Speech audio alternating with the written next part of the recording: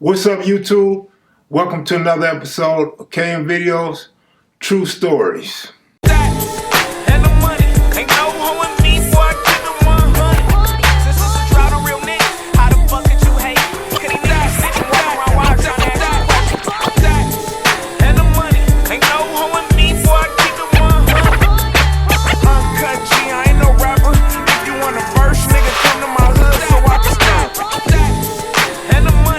It. I never stopped banging. I started banging hard, then I got so hard till it was a shame. Welcome to another episode of KM Videos, True Stories. Back in the days, in the 90s, we used to talk about how meth would never get into the black neighborhoods. It would never destroy black people like crack did. A lot of people say it's a white drug, although drugs have no color. So when meth hit the hood, it was like this big old thing like, oh wow, meth hit the hood, meth is crazy. And people was doing meth and everybody didn't know what they was doing. It was sort of like a party drug when it first got introduced to the turf. So fast forward 10, 11 years later, I'm up in Windsor Hills with my roomies, Sean and Bobby Day Jr., little Bobby Day. Real name Robert, and regular routine. I shoot to Vegas, I lose all my money. I get a call from Sean and Rob that Rob's royalty check came for his dad, Bobby Day. So he usually got a little small check, $400 or $500 every 3 months. And then another check every 6 months. The check every 6 months could be anywhere from $4,000 to $10,000 a month. Usually around $7,000. You could almost guarantee it was going to be $7,000. Anything less was a shock. Anything more was a bonus. So they called me and they want something, right? Because the check then came. So I'm like, damn, I need to hurry up and get back in town. He got this $7,000 check. And I know he's going to spend it right away. You know, all the local drug dealers are going to come up off this dude. So I need to hurry up and get back, start making me some money again so I could shoot back to Vegas and donate to Las Vegas. So I hurry home, back to their spot. I hurry back and I get there. And Sean and Rob are acting strange as hell. Rob is an older dude that really was impotent. Like, he didn't have confidence that he could get girls and have sex. And, you know, he used to call his girl ugly sometimes. He'd call Sean, you ugly, you fat gorilla. Nobody like you, you stink. He used to talk bad about her. So very seldom did he like to have sex with her. There were nights where he wanted to have the candlelight dinners and stuff like that. But usually when he's feeling really good about himself and waiting for a check or just got paid maybe. But normally he liked to smoke. That's what he liked to do. He liked to smoke. He liked to yell, argue, and fuss. He don't like no noise, yet he argues, scream, and fuss. Sean liked to drink. Sean would buy these little Seagram gin bottles. And she drink them and she get drunk. Or 1 or 2 bottles, she's wasted. And she would hide all them little empty bottles behind her rocking chair, her old lady rocking chair in her room. Rob would get, when the homies come through with birds, Rob would keep the tape with the cocaine on them. Rob would sniff them, lick them. And in Rob's dresser drawers, man, he had like 100 key wrap. Like, he wouldn't throw them away. He would keep them. He would hold on to them. And I had not known this until the meth came. I'm like, damn, man, they holding on to all this shit. Like, she drinking like that and high. He's sniffing and pulling off powder off of these empty key wrappers. Like, I didn't know that. Like, this was a situation where we was just waiting to go to jail. We was waiting to go to jail, and they was going to question them. I didn't know nothing about it. I know they was going to probably put it on me, but when they questioned them, they was gonna know where these things is coming from, who was bringing them. It was a real sketchy situation for all of us. But they didn't give a damn because all they cared about was getting high. And Sean and Rob are acting strange as hell. I don't know what's going on. They acting real strange. There's kind of like a thought in my head that they setting me up. Like they done talked to some police, some sheriff, and they ain't telling me because they acting real strange. So I'm waiting around thinking to myself, oh, let's get this party started. And they don't ever come ask for nothing. They don't ask for no drugs, or they just don't talk about no drugs. They being real quiet. They going into the bedroom like they normally do. And now it's starting to get late. And they just walking around, walking back and forth to the kitchen. Ain't going to get anything out the kitchen. Just walking back and forth to where it's getting irritating and creepy. So 2, 3 in the morning, they still doing the same thing. So I kind of get a little upset. I get up and go in there like, man, what's going on? Like, y'all done bought some dope already or what? Y'all calling people? What's going on? And they both quiet. Nah, we just chilling, we chilling. So the following day in the morning, I'm like, Rob, you want to go cash a check or what? He said, nah.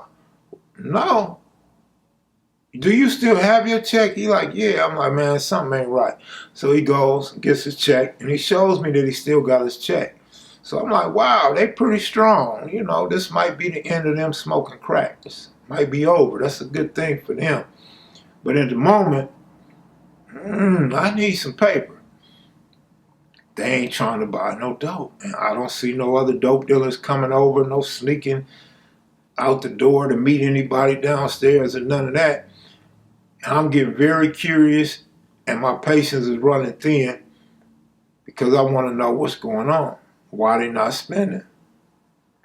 So Sean pretends like there's nothing going on. Rob pretends like there's nothing going on.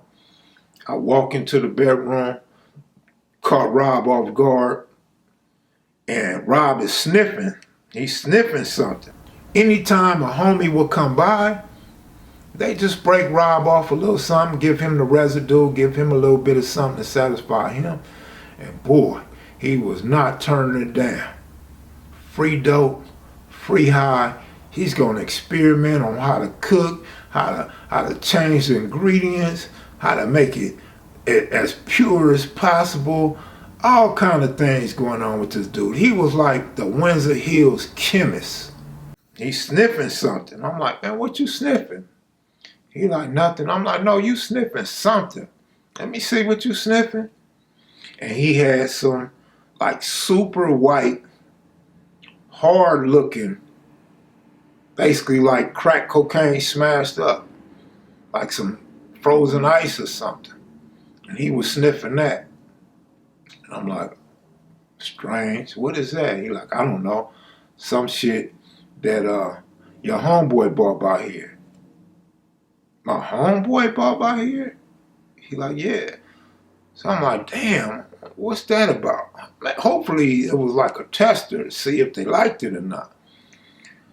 So they go 2 days without spending no money, without busting his check. And Rob always hurry up to bust his check to buy groceries and crack.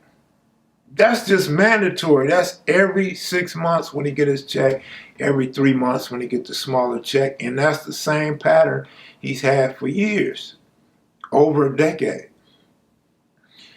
So on that third day, I'm like, man, these niggas, man, what's going on? So now they start telling on each other because they hiding came down. So Sean is telling me that Rob is doing crystal meth and he's acting a fool and all that. I'm like, he ain't been acting a fool. See, like, he acting strange. He's horny all of a sudden. He's wanting to have sex. He want to beat it up. I don't want to have sex with him. And Rob is telling me, this bitch is crazy. She is crazy. She convinced me to do this meth, and now I can't sleep. And now I feel itchy. I'm jumping around. And I'm like, Yep, you've been jumping around, moving around all night. You staying up late at night. Y'all ain't arguing and fighting like you normally do. And now Sean is arguing with him, so they going back and forth, and I'm all ears. I mean, I got big ears and stuff, but I'm listening. I'm listening to the conversations and trying to figure out what's really going on. And they're blaming each other for doing the meth. She's telling him, you sniffing it, and that's what I seen. And you also smoking it. And she like, you being experimental and you can't let it go. You a dope fiend. And he gets mad. You a dope fiend.